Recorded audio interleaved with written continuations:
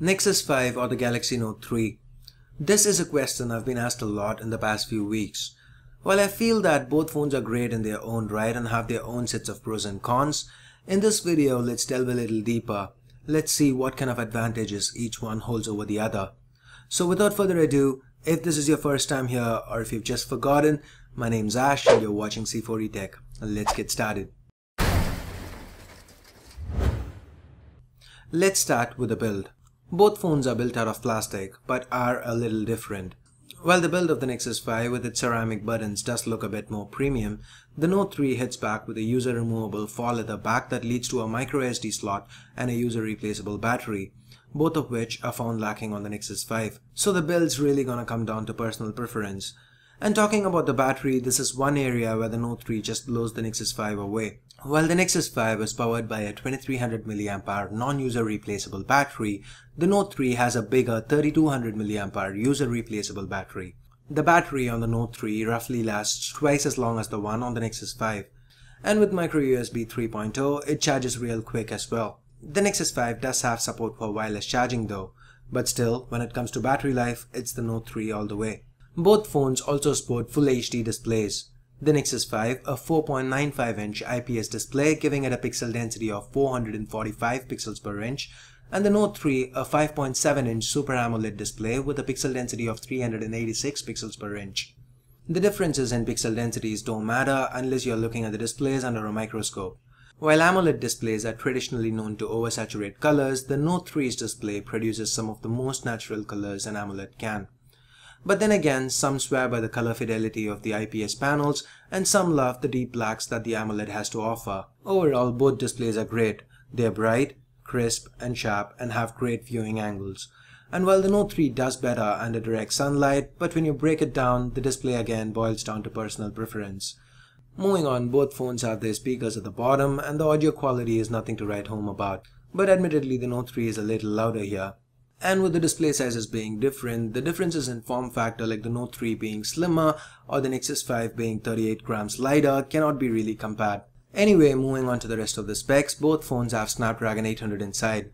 That's 4 Crate 400 cores clocked at 2.26 GHz each, coupled with an Adreno 330 GPU, and while the Note 3 has 3 gigs of RAM, the Nexus 5 has 2.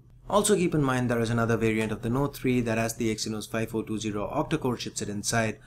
The performance is more or less similar and I have a video detailing the exact differences between both Note 3 variants. I'll leave a direct link to that video right below the like button. So when it comes to synthetic benchmarks, maybe it's the extra gig of RAM, maybe it's Samsung's manipulation of the benchmarks themselves, the Note 3 does outperform the Nexus 5 quite considerably.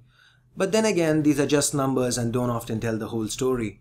So when it comes to real day-to-day usage like say gaming, both phones perform great without any lag or stutter no matter what we throw at it. Real-time performance also depends on the software. While the Nexus 5 brings with it the latest iteration of Android 4.4 KitKat, the Note 3 currently runs on the older Android 4.3 Jelly Bean with Samsung's custom TouchWiz UI on top.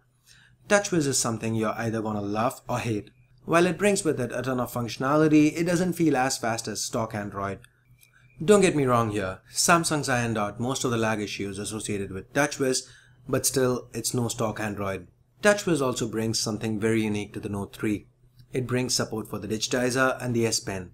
With the new Air Commands wheel, you can quickly take screen grabs, search through your phone, or even run miniature versions of a few apps that float above the screen. Samsung's thrown in every possible feature that they could think of here. You want to run 2 apps at the same time? You can. You want to run 2 instances of the same app? Sure. You want to transfer information between these 2 apps? You can do that too. You even get gesture controls and IR port on top for remote control functionality, hover functionality for both the S Pen as well as the finger, and if you feel the Note 3 is too big for you, some very handy one-handed optimizations. While all this functionality is great, the reality is that you're probably not going to be using most of them.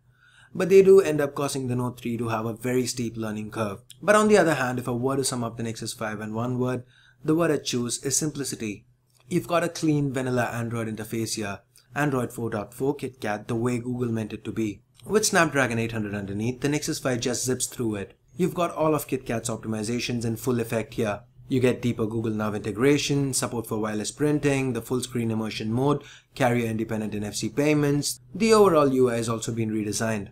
You get new high-resolution icons, the notification bar and the soft keys are now transparent, a translucent background for the app drawer, and a lot more. The question on your mind right about now should be, isn't the Note 3 gonna get KitKat eventually?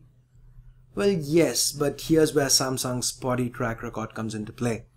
The Galaxy Note 2 was launched with Android 4.1, and it received its first major update, Android 4.3, a month back. That's a whopping 13 months after its release.